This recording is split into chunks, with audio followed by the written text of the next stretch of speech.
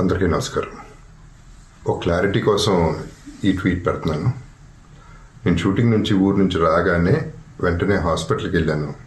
అల్లు అర్జున్ ఈ ఇన్సిడెంట్లో, అన్ఫార్చునేట్ ఇన్సిడెంట్లో, ఈ యాక్సిడెంట్లో ఎఫెక్ట్ అయిన ఫ్యామిలీని చూడటానికి, ఫాదర్ని, ఆ బాబు సిస్టర్ని పలకరించాలని అనిపించింది, చూడాలనిపించింది. హ్యుమానిటేరియన్ గ్రౌండ్స్ మీద వెళ్ళాను. పాజిటివ్గా ఉంది. He might recover, there is a very good chances.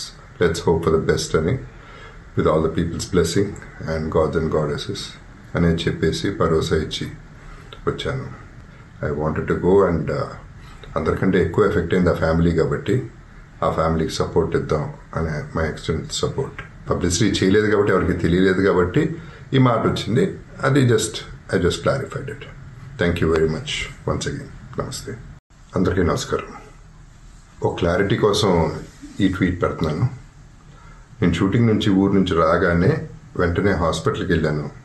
Allu Arjun ఈ ఇన్సిడెంట్లో, అన్ఫార్చునేట్ ఇన్సిడెంట్లో, ఈ యాక్సిడెంట్లో ఎఫెక్ట్ అయిన ఫ్యామిలీని చూడటానికి, ఫాదర్ని, ఆ బాబు సిస్టర్ని పలకరించాలని అనిపించింది, చూడాలనిపించింది. హ్యుమానిటేరియన్ గ్రౌండ్స్ మీద వెళ్ళాను. పాజిటివ్గా ఉంది.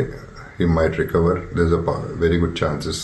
Let's hope for the best అని, with all the peoples blessing and gods and goddesses అని చెప్పేసి భరోసా ఇచ్చి వచ్చాను. I wanted to go and అందరికంటే ఎక్కువ ఎఫెక్ట్ అయింది ఆ ఫ్యామిలీ కాబట్టి ఆ ఫ్యామిలీకి సపోర్ట్ ఇద్దాం అనే మై ఎక్స్టెంట్ సపోర్ట్. పబ్లిసిటీ చేయలేదు కాబట్టి, ఎవరికి తెలియలేదు కాబట్టి ఈ మాట వచ్చింది.